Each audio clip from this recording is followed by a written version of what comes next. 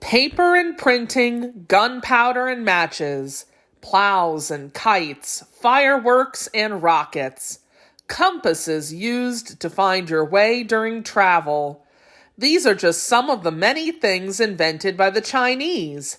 At the time of these inventions, there were no telephones, no computers, no televisions or radios. There were no airplanes, no trains, no buses or cars. So how did people in other parts of the world learn about inventions in faraway China?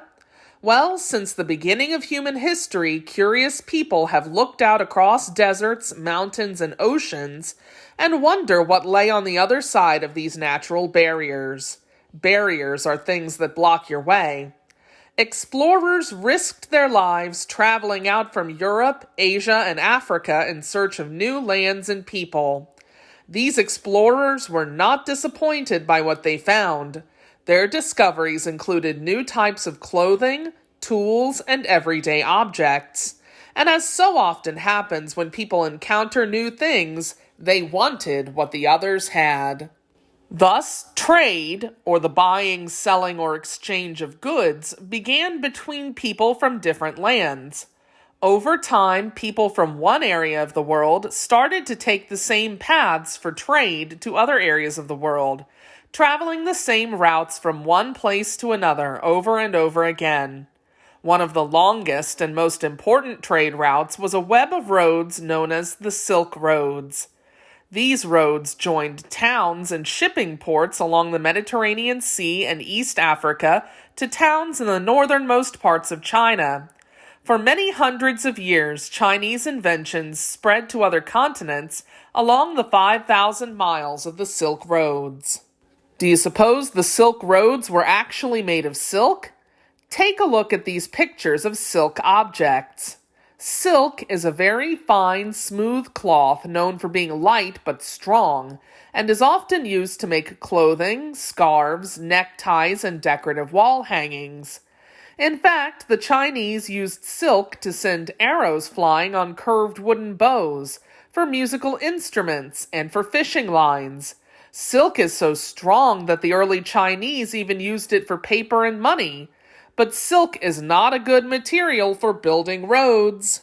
The name the Silk Roads has nothing to do with the material used to build the roads. Rather, this long network, or connected group of roads, was named for the beautiful silk fabric invented by the Chinese, which for many years was the main item traded on these roads. Everyone who saw and touched this amazingly smooth fabric, dyed in many different colors, wanted to own it. The Romans, living in Europe near the Mediterranean Sea, called China the land of silk. People wondered how to make this fabric, which had the ability to keep one warm in the winter and cool in the summer.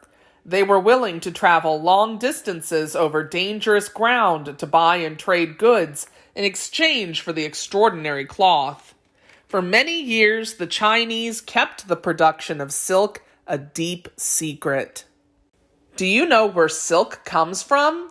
These mulberry trees hold the secret in their leaves. Special moths, blind and unable to fly, lay hundreds of tiny eggs, each about the size of a pinhead, on these leaves. When the eggs hatch, caterpillars appear and begin munching on the mulberry leaves day and night. The fattened caterpillars spin a single long thread around themselves, forming a cocoon. If these white puffy balls were allowed to develop, what do you suppose would emerge?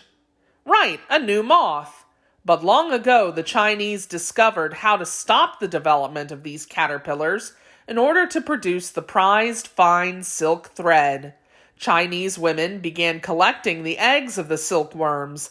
Placing them in special trays, they fed chopped up mulberry leaves to the newly hatched caterpillars and waited for them to spin their cocoons. Once the spun cocoons rested for 9 or 10 days, they were baked. Then the cocoons were plunged into hot water to loosen the thread so that it could be unwound and woven into fine cloth. When something is plunged, it means that it is forced into a liquid or other material. This same process is still used in China and other silk-producing countries today.